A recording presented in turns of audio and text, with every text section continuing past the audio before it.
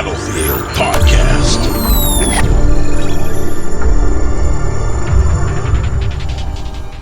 Hey everybody, it's Ola aka ChalkOne from Battlefield Podcast. I'm here with Tim aka Darkness429, and this is our official review of the Battlefield 3 DLC Endgame.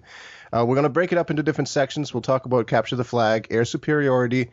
We'll talk about the new maps in general, as well as the new vehicles that were introduced. And starting off with CTF, Tim, right off the bat, what do you think of Capture the Flag and Endgame?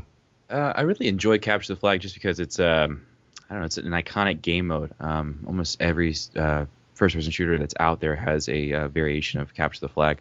And the last time we saw Capture the Flag for Battlefield was in 1942. So it's nice to see it coming back into the Battlefield franchise.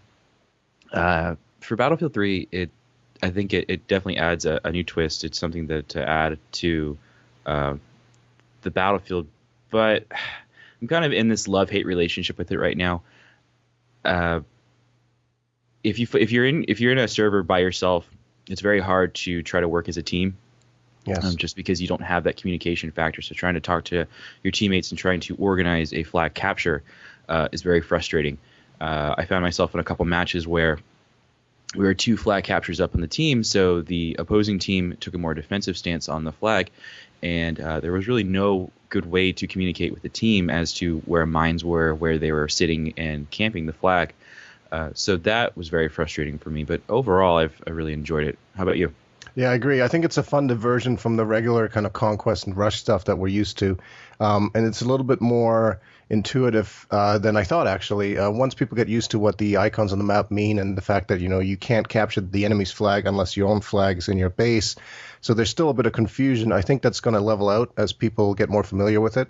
But you're right. It does sort of depend on having good teamwork, more so than I expected. Yes, you can go out there all by yourself and capture the flag. But when you bring it back and your flag's gone and nobody knows what to do now, it can be a little frustrating. So it definitely takes smart players to be successful in it. But again, if you get a couple of people on a Skype call or in TeamSpeak or whatever, and you're working together as a team, it can be a lot of fun. Yeah, most definitely. So something that doesn't require as much teamwork, at least in my opinion, is the Air Superiority mode. There are objectives to capture. Those are the blimps that you have to control. They're just like capturing flags. You fly around in the vicinity, and it slowly burns, and you capture them, and there's a ticket count. But other than that, I've seen a lot of team deathmatch, basically, in airplanes. What do you think about that game mode? I'm just going to come out and say it's a clusterfuck.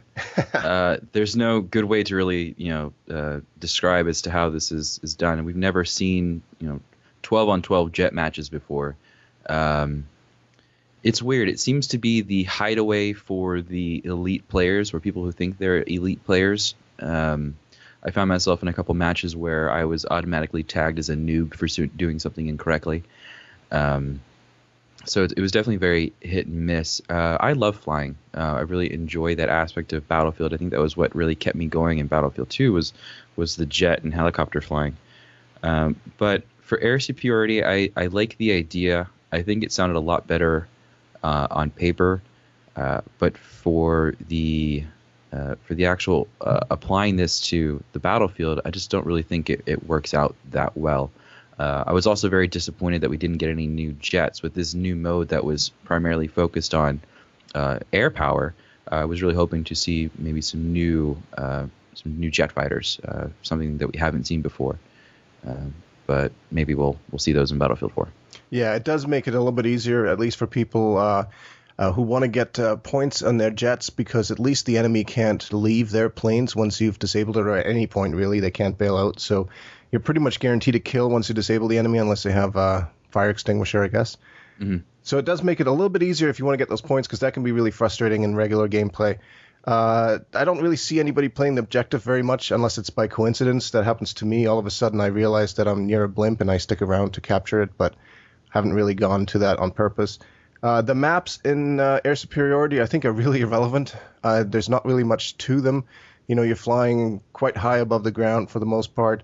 So it doesn't really matter what map you're flying on, in my opinion. But that leads it into the discussion of the new maps. There's 4 of them. What do you think? You got any favorites? Any negatives of these new maps? I know we talked about it yesterday on the podcast, but they're really linear, and I think that was designed for the capture the flag game mode. Railroad, Kaiser. I've heard, I think, 4 different ways to say that name. Yeah. But the railroad map, I like that one a lot, just because of the different elevation changes in the map, and I also like I like Pipeline. Pipeline's really cool. It's interesting because I've never been a fan of the snow maps, and I'm not a big fan of this one now either, unless I'm on Conquest and I'm defending the one particular flag that's right in the middle of the map on the pipeline station itself. But they are somewhat more linear, but a lot of it depends on the game mode again. Capture the Flag itself is a very linear game mode, right? You just go from one end to the other, basically.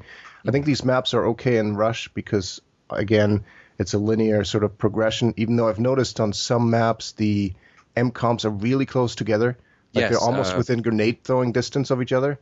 Operation Riverside's a good example. When you get to the second tier, I believe, when it moves on to the bridge and the warehouse, they're right next to each other. I was really surprised with how close they are to each other. It makes defending a little bit easier, but at the same time, it makes it a little more chaotic because everyone's rushing on the same point. There's no buffer area for you to kind of fill in.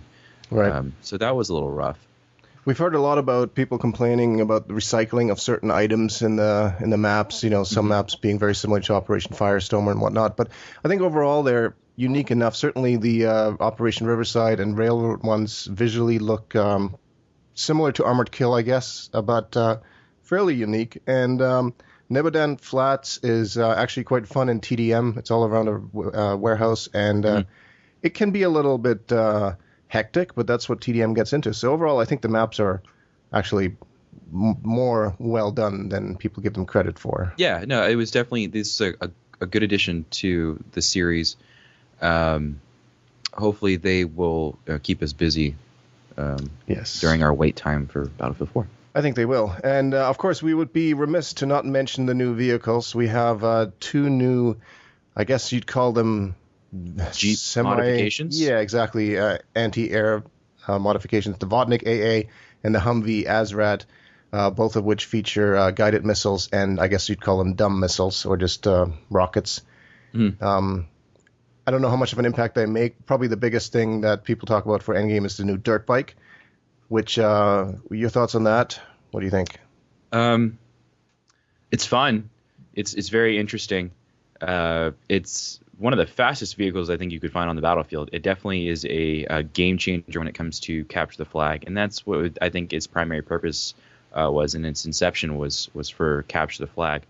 I like that it's a two-man vehicle. It's really cool to be on the back and to kill another dirt bike as it's passing by, or just ground units as you're flying through a capture point.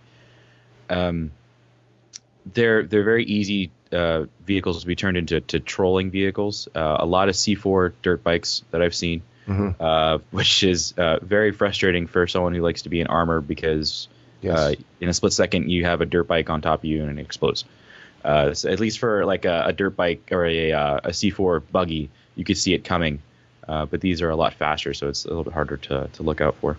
Yeah, for sure. I do think that they're quite fun to ride. Like you mentioned, the fact that the second person has more of a almost 360-degree radius of fire, it certainly makes it more fun than the quad, for example, that was introduced in Armored Kill. I never really got into that.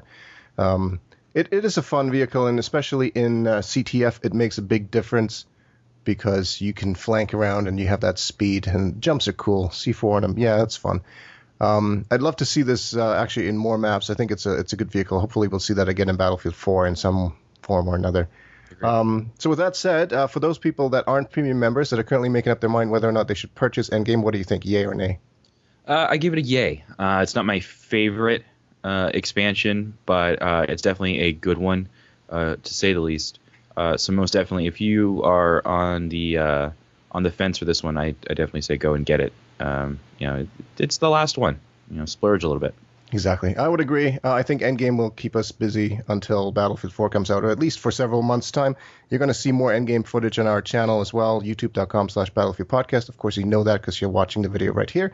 If you enjoyed our little review, please subscribe and like the video, and let us know your comments on Endgame in the comments below. Thank you so much for watching.